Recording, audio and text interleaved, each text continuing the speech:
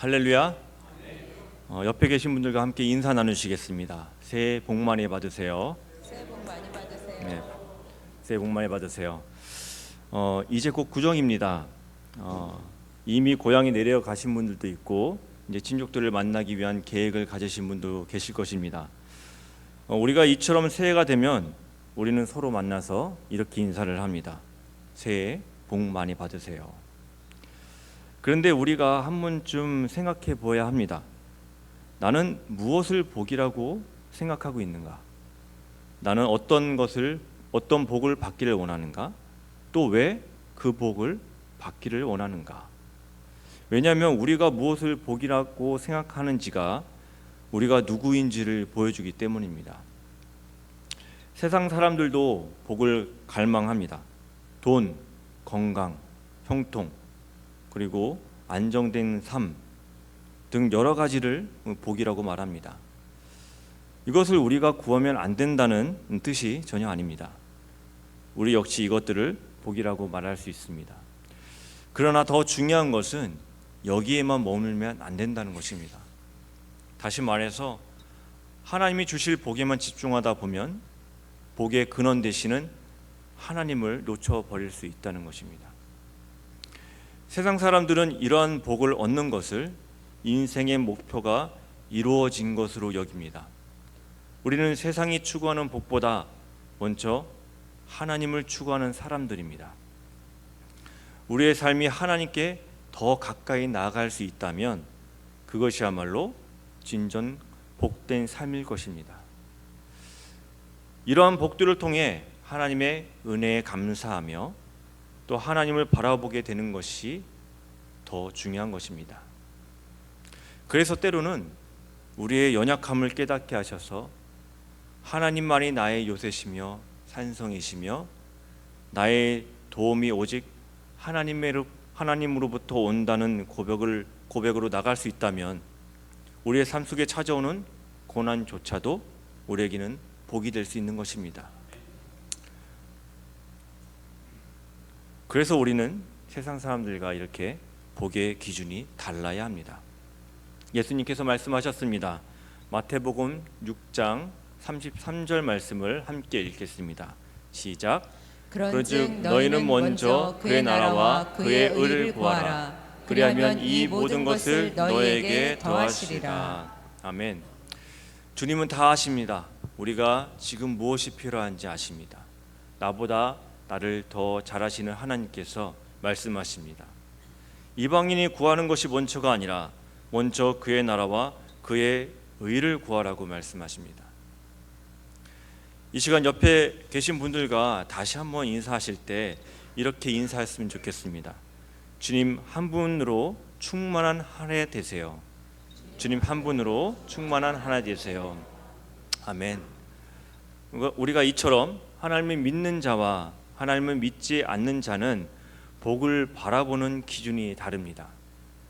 우리가 복이라고 여겼던 그것이 하나님과 나를 멀어지게 하는지 아니면 하나님께 더 가까이 나아가게 하는지 그것이 우리가 붙들어야 할 복의 기준인 것입니다. 이 기준의 차이는 결국 정체성의 차이에서 나옵니다. 내가 누구인지를 분명히 알아야 내가 정말 가치를 두고 있는 것이 무엇인지 알 수 있고 그래서 나의 필요가 무엇인지도 분명해지는 것입니다. 오늘 본문에서 여호수아는 선언합니다. 오직 나와 내 집은 여호와를 섬기겠노라. 이 고백은 단순한 결심이 아닙니다. 자신이 누구인지 분명히 아는 사람의 선언인 것입니다. 오늘 말씀을 통해 나는 정말 하나님의 백성으로 살아가고 있는지 혹 잊고 살고 있다면 하나님의 뜻에 따라 살아가는 성도님들 되시기를 주님의 이름으로 축원드립니다. 오늘 우리가 읽은 이 여호수아 24장은 여호수아가 죽기 전에 이스라엘 백성들을 모으고 마지막으로 결단을 촉구한 말씀입니다. 이스라엘은 이미 가나안 땅에 정착했습니다. 전쟁은 끝났고 각 지파는 땅을 분배받아 살아가고 있었습니다. 겉으로 보기에는 꽤나 안정된 시기였습니다. 그러나 그 땅에는 여전히 많은 우상 숭배 문화가 남아 있었습니다. 아모리 사람들의 신들, 가나안에 풍요를 준다는 여러 신들, 이처럼 눈에 보이고 손에 잡힐 것 같은 신들이 많이 있었습니다. 더 중요한 것은 백성들 가운데 여전히 조상들이 섬기던 신들에 대한 기억이 남아 있었고, 그 땅의 신들을 따르려는 마음도 완전히 사라지지 않았다는 것입니다. 겉으로는 가나안을 정복했지만 마음은 여전히 흔들릴 수 있는 상태였습니다. 다시 말해서 믿음이 흔들릴 수 있는 상황이었다는 것입니다. 그래서 여호수아는 백성들을 세겜으로 모읍니다. 그리고 하나님께서 지금까지 어떻게 우리를 인도하셨는지를 처음부터 다시 들려줍니다. 아브라함을 부르신 하나님, 애굽에서 우리를 건지신 하나님, 광야에서 인도하신 하나님, 이 땅을 주신 하나님. 여호수아는 이 받은 은혜를 다시 상기시킨 후에 이렇게 말합니다. 너희가 오늘 섬길 자를 택하라. 이것은 단순한 종교 선택의 문제가 아니었습니다. 정체성의 문제였습니다. 정말 택하라는 말보다 분명하게 의미하는 바는 너희는 누구의 백성이냐, 너희는 누구를 섬기는 사람이냐의 결단을 위한 메시지였던 것입니다. 그리고 여호수아는 불러놓은 이 백성들 앞에서 먼저 자신의 정체성을 선언합니다. 오직 나와 내 집은 여호와를 섬기겠노라. 오늘 본문 이전의 시간으로 돌아가 보겠습니다. 출애굽 이전에는 이스라엘 백성들은 애굽의 노예였습니다. 고된 노동 속에서 탄식하며 하나님께 부르짖었습니다. 하나님은 그들의 부르짖음을 들으셨고 그들을 애굽에서 건져내셨습니다. 그래서 이제 그들은 자유인이 된 것입니다. 출애굽 사건은 이처럼 신분이 바뀐 사건입니다. 노예의 신분에서 자유인의 신분으로 완전히 전환된 역사적인 사건입니다. 그러나 성경을 자세히 보면 출애굽한 이스라엘 백성들이 모두 자유인의 모습으로 살지 않았음을 우리는 쉽게 알 수 있습니다. 출애굽했지만 여전히 노예의 생각과 가치관으로 살아가는 이스라엘 백성들의 모습을 성경은 반복해서 보여주고 있습니다. 그렇다면 출애굽하기 이전 이스라엘 백성들의 모습은 어떠했을까요? 우리 출애굽기 2장 23절부터 25절까지의 말씀을 저와 함께 교독하시겠습니다. 여러 해 후에 애굽 왕은 죽었고 이스라엘 자손은 고된 노동으로 말미암아 탄식하며 부르짖으니 그 고된 노동으로 말미암아 부르짖는 소리가 하나님께 상달된지라. 하나님이 그들의 고통 소리를 들으시고 하나님이 아브라함과 이삭과 야곱에게 세운 그의 언약을 기억하사 하나님이 이스라엘 자손을 돌보셨고 하나님이 그를 기억하셨더라. 아멘. 이처럼 애굽에서의 노예 생활은 처참했습니다. 채찍이 맞으며 강제 노역에 시달렸습니다. 그들의 수가 점점 많아지자 애굽은 혹시 모를 반란에 대비해서 그 수를 줄이기 위해서 그 당시 남자 아이들을 많이 학살했습니다. 그래서 그때에는 이스라엘 백성들은 그 땅에서 탄식했고 하나님께 살려달라고 부르짖었습니다. 그런데 그렇게 힘들어했던 애굽에서 벗어나서 광야에 들어선 지 얼마 지나지 않아 그들은 다시 이렇게 말합니다. 우리가 애굽에 있을 때가 더 좋았다. 민수기 11장 5절에서 6절 말씀 우리 다시 한번 읽겠습니다. 민수기 11장 5절에서 6절입니다. 시작.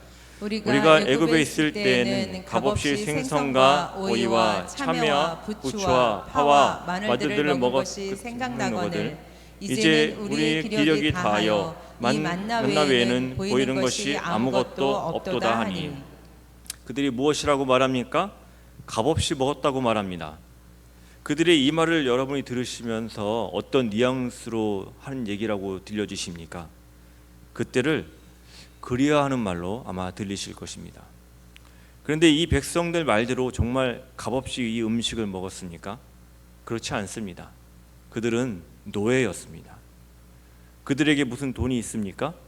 설령 무엇이 있다 한들 자신의 권리를 주장할 수 있는 신분이 아니었습니다. 그들이 먹은 음식은 값없이 먹은 음식이 아니라 삶 전체를 지불하고 얻은 음식입니다. 그렇게 노동 착취를 당하고 이 땅에서 그 땅에서 탄식하며 부르짖었던 이 백성들이 이제는 그 땅을 부러워하고 그리워합니다. 왜 그렇게 됐을까요? 몸은 애굽에서 나왔지만 생각은 아직 애굽에 있었기 때문입니다. 겉은 자유인처럼 보이지만 내면은 여전히 노예였기 때문입니다. 출애굽은 이스라엘 백성이 해방된 역사적인 사건입니다. 그러나 그들의 정체성은 이처럼 쉽게 바뀌지 않았습니다. 신분은 바뀌었지만 생각과 가치관은 여전히 노예였던 것입니다. 성경 전체에 기록된 이스라엘 백성들의 반복된 실수의 원인은 다른 데 있지 않습니다. 그들이 힘이 없어서가 아닙니다. 그들이 환경이 나빠서만도 아닙니다. 근본적인 원인은 한 가지입니다. 정체성을 잊어버린 데 있습니다.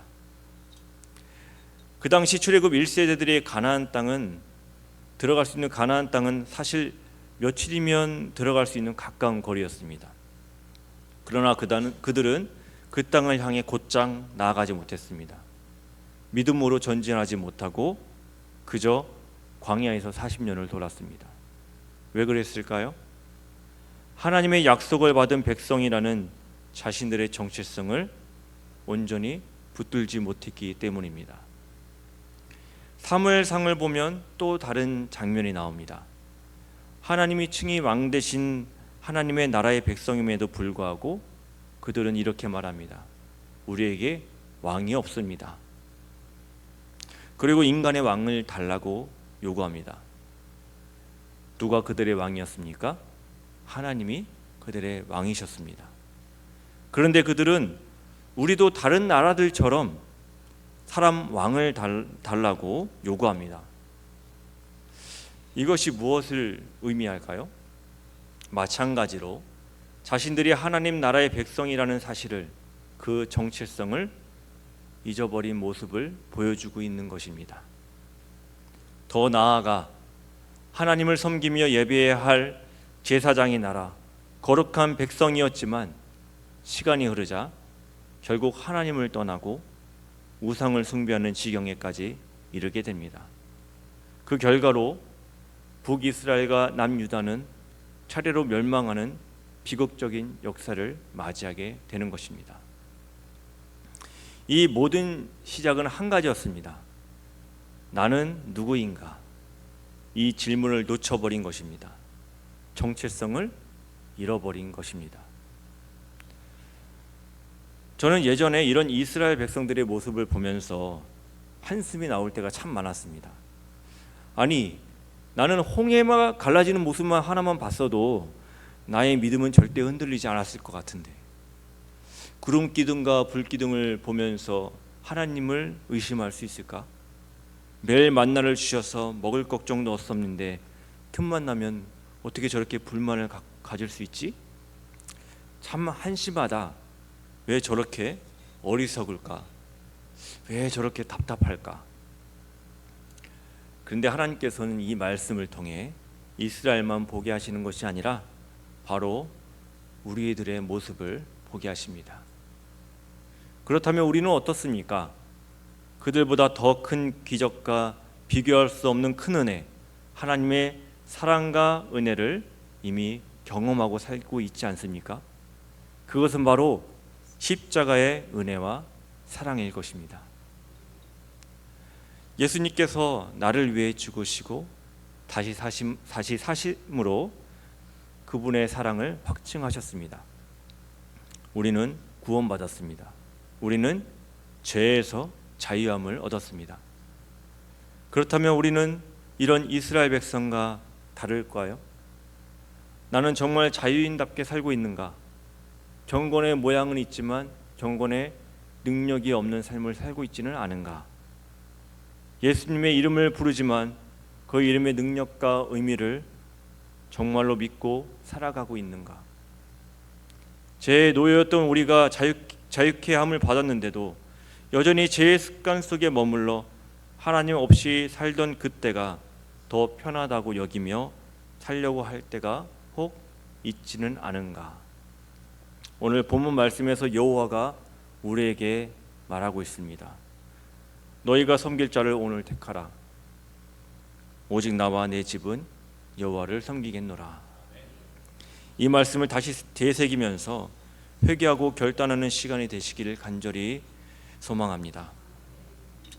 사탄은 우리를 무너뜨리려고 위해 열심히 일합니다. 성경에서 마귀는 우는 사자같이 두루다니며 삼킬 자를 찾는다고 말씀하고 있습니다. 어떤 전략으로 우리를 무너뜨리려고 할까요? 사탄의 전략은 그렇게 복잡하지 않습니다. 아주 단순합니다. 그것은 바로 내가 누구인지 잊게 만드는 것입니다. 하나님의 자녀라는 사실을 흐리게 만들고 그 신분을 의심하게 만들고 결국 스스로를 포기하게 만드는 것입니다. 요즘 사람들 사이에서 가스라이팅이라는 말을 자주 사용합니다. 이 가스라이팅이라는 말은 상대의 판단을 교묘하게 흔들어서 스스로를 의심하게 만들고 결국 심리적으로 조정하게 되는 상태를 말합니다. 이러한 일이 반복되면 그 사람은 어느 순간 이렇게 생각하게 됩니다. 내가 이상한 건가? 내가 틀린 건가? 혹시 내가 문제인 건가? 처음에는 아무 문제가 없었던 사람도 계속되는 이런 흔들림 속에서 결국 자신을 문제 있는 사람처럼 여기게 됩니다. 이것은 사람의 정체성을 무너뜨리는 굉장히 위험한 행동인 것입니다. 사탄은 바로 이렇게 역사합니다. 영적인 우리를 가스라이팅하며 흔듭니다. 너는 하나님의 자녀가 아니야. 너 이 정도로 넘어졌는데 무슨 자격이 있어? 아직도 그것 하나 못 고쳤잖아. 너는 안 된다. 때로는 반대로 속이기도 합니다. 제 가운데 있는데도 불구하고 괜찮다고 말합니다. 잘못된 길을 가면서도 잘하고 있다고 착각하게 만들기도 합니다. 결국 우리의 양심을 무디게 하고 영적 분별력을 흐리게 만듭니다. 또한 우리는 정보의 홍수 속에서 살아갑니다. 필요한 정보도 많지만 왜곡된 정보와 불필요한 정보들도 많이 있습니다. 이런 쓸데없는 정보까지도 우리가 시간을 보내면서 생각 없이 보면서 정작 그 시간에 하나님을 아는 것에는 멀어지기도 합니다. TV를 한번 보십시오. 예전과 다른 점은 이제는 자막 없이는 재미를 못 느낀다는 것입니다. 상황에 대한 나의 해석이 아니라 어느샌가 자막이 그 상황을 해석해 버립니다. 우리가 어떻게 느껴야 하는지까지 정해줍니다. 안 웃긴데도 웃게 만들고 심각한 일도 가볍게 만들고 사람을 쉽게 규정해 버립니다. 이런 문화에 익숙해지면 우리는 스스로 생각하지 않게 됩니다. 여기에 익숙해지면 점점 하나님의 관점으로 판단하기보다 자막과 댓글과 세상의 반응이 내 생각이 되어버립니다. 점점 더 심각해지는 것은 성경적 가치관으로 세상을 보며 판단하고 바꿔 나가야 하는데 성경을 세상의 관점으로 세상의 가치관으로 보게 되는 일이 생긴다는 것입니다. 성경의 조명이 아닌 점점 인간의 경험과 인간의 한계 안에서 성경을 해석하려고 하는 것, 이것은 살아있는 하나님의 말씀이 아닙니다. 그 안에 하나님의 계시가 아닌 왜곡된 진리를 갖게 됩니다. 이것이 바로 사단의 전략입니다. 기준을 바꾸는 것, 정체성을 흔드는 것. 성경을 보면 사단이 언제나 정체성을 공격하는 것을 볼 수 있습니다. 에덴 동산에서 하와에게 하나님이 정말 그렇게 말씀하셨냐라고 묻습니다. 이처럼 말씀을 흔들어서 정체성을 흔들었습니다. 예수님을 시험할 때도 내가 만일 하나님의 아들이여거든 이라고 말했습니다. 이미 하늘에서 이는 내 사랑하는 아들이라 선포되었는데도 그 신분을 의심하게 만들려는 것입니다. 정체성이 흔들리면 삶 전체가 흔들립니다. 광야의 이스라엘 백성은 애굽에 있을 때가 좋았다고 말했습니다. 노예였던 그곳을 그리워했습니다. 자신들이 하나님의 언약 백성이라는 사실을 잊어버렸기 때문입니다. 그들의 신분은 노예에서 해방된 자유인임에도 불구하고 여전히 그들은 노예의 삶을 살아가고 있었던 것입니다. 이처럼 정체성을 잃으면 환경이 기준이 됩니다. 정체성을 잃으면 사람의 말이 나를 규정합니다. 정체성을 잃으면 실패가 나를 정의하게 됩니다. 그러나 정체성을 붙들면 상황이 나를 흔들 수가 없습니다. 확고한 믿음 위에 서 있기 때문입니다. 그래서 하나님은 우리의 정체성을 회복시키시기 위해 복음을 주셨습니다. 복음은 단순히 제 용서의 소식이 아닙니다. 복음은 신분 회복의 선언입니다. 로마서 8장 15절을 함께 읽겠습니다. 시작. 너희는 다시 무서워하는 종의 영을 받지 아니하고 양자의 영을 받았으므로 우리가 아빠 아버지라고 부르짖느니라. 아멘. 우리는 종이 아닙니다. 제 포로가 아닙니다. 우리는 양자된 자녀입니다. 한 가지 이야기를 소개하겠습니다. 한 왕자가 죄를 지어서 궁에서 쫓겨나 거지처럼 살고 있다고 한번 생각해 보시기 바랍니다. 그러나 왕이 그 왕자를 너무 사랑해서 그를 용서하고 그 신분을 회복시켜 주었습니다. 그래서 신하를 통해서 그 소식을 그 왕자에게 전하게 했습니다. 그럼 그 아들은 지금 거지입니까? 왕자입니까? 왕자일 것입니다. 그러나 여전히 자신을 거지라고 믿는다면 어떨까요? 나는 그럴 자격이 없어. 어떻게 아버지가 나를 용서하시겠어? 라며 자신에게 소식을 전한 왕의 신하의 말을 믿지 않는다면 그는 평생 거지로 살 것입니다. 우리의 신분은 이미 회복되었습니다. 문제는 믿음입니다. 내가 그것을 받아들이냐입니다. 우리에게 거저 주신 말로 다할 수 없는 그 은혜의 선물인 복음의 기쁜 소식을 그저 감사함으로 믿음으로 받으면 되는 것입니다. 가데스 바냐에서 10명의 정탐꾼들은 자신들을 메뚜기라고 했습니다. 그러나 여호수아와 갈렙은 하나님을 기준으로 자신을 보았습니다. 그래서 이렇게 얘기합니다. 그들은 우리의 먹이다. 정체성이 다르면 반응이 다릅니다. 정체성이 다르면 선택이 다릅니다. 정체성이 다르면 두려움 앞에서의 태도가 이처럼 달라지는 것입니다. 사탄은 계속 속삭일 것입니다.